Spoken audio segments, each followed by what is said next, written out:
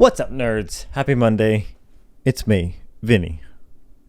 Again. So when younger people like myself go through a sudden change in their life, specifically in regard to their beliefs, their sense of identity, they often go through a period of acting out. I don't claim to understand why this is all the time. I'm sure very often it's an attention-seeking tactic to try and exact some form of revenge on other people who either made them be or act a certain way when they were younger, or don't fully accept them in their new identity now. All I can really speak on with any kind of authority is my own experience when I came to terms with my own atheism back in 2019. I wrote about this on one of my first posts on my new blog, vinnyharder.com.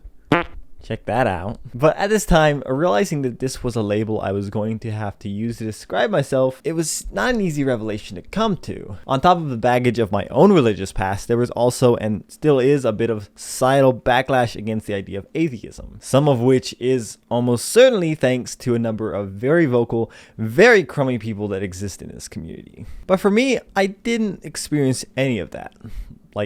Ever. The people closest to me in my family have honestly, given the circumstances, reacted better than I could have hoped for. And most people outside of religious circles, like at work or school, honestly couldn't care less what my religious beliefs are. I bring all this up to say that I really don't have a good excuse for the past 3 years, especially much of what I did on this channel in 2020. I barely mentioned my atheism on the channel, of course. It took me months before I felt comfortable even alluding to it in public. I think I might have dropped a joke about it early on, but for the most part, I was just doing random videos with no real purpose or direction, and I kind of hate them now. I know this was part of the whole point of why I stopped doing Homeschooled Nerd, so I could feel free to experiment with a more edgy sense of humor and a less restrictive video style and subjects, but in hindsight, watching these videos now just makes me sad. For one, they really aren't even funny. I've always been a pretty bad speaker when it comes to my YouTube videos, and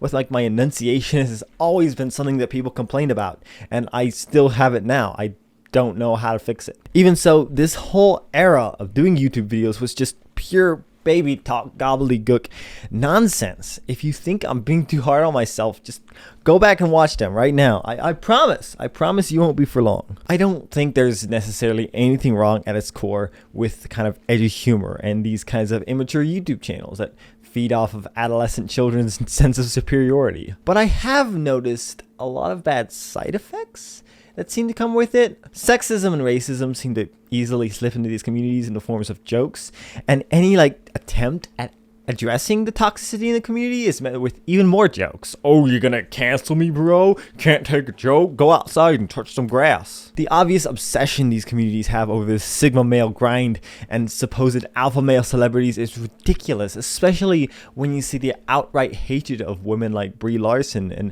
Amy Schumer, who are just as talented and honestly no more annoying than 90% of the men that these communities are obsessed over. A great example of this would be a meme I thought was hilarious back in the day: respect the women. Now, for those of you who aren't meme lords and don't get the joke, women are annoying, so we're going to talk like 4-year-olds to them anytime they ask to be listened to. I could honestly go on and on about the problems in these communities, but I think the one that sticks out to me the most is just the lack of growth. When I became an atheist, it pretty much took away all of my preconceived beliefs, leaving me to rebuild everything from the ground up. So it makes sense for me at the moment to be drawn towards these communities, which at the outset seemingly have no agendas or even a point to them at all. But long story short, that isn't me anymore. I've spent so much time on YouTube saying so much while saying nothing at all. There was a point where I truly felt like I was becoming a better presenter and speaker, but at some point I just stopped progressing. As bad as the year of 2020 was for many people, it was the first year where I felt like I made